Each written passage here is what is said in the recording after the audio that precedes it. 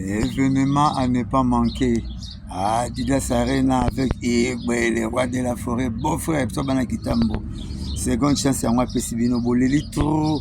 Tu premier concert, Yahweh a bon côté, a été place, c'est là qui était à Pessibino, seconde chance, profitez de la seconde chance.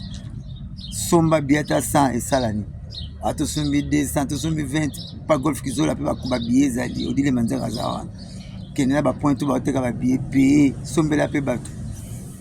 Ya rotala Igwe de la forêt, vous comprenez que premier épisode bon on est makamu, deuxième peu makamu, rien à voir.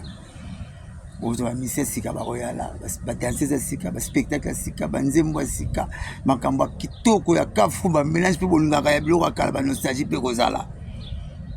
Donc bozala wana ya kabolaka ta ki parate mon conseil na tanga orchestre et tout.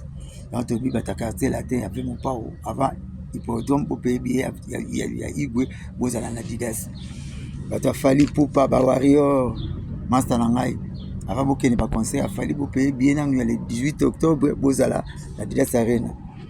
Bato ya chair de poule ba gaulois bo pena billet ya kokobar na bino bozala wana.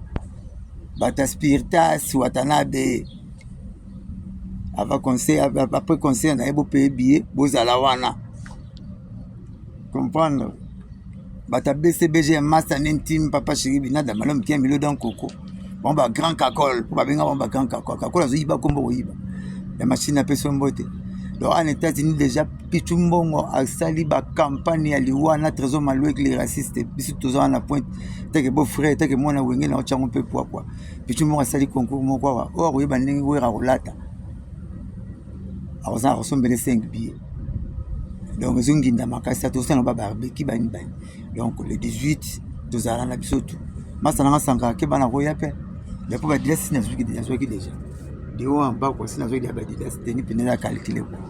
Et Igwe le roi de la forêt conseiller les kakitoko. Ngai beau frère non travailleur na Blanchard Mosaka. Ba bonne chance quoi.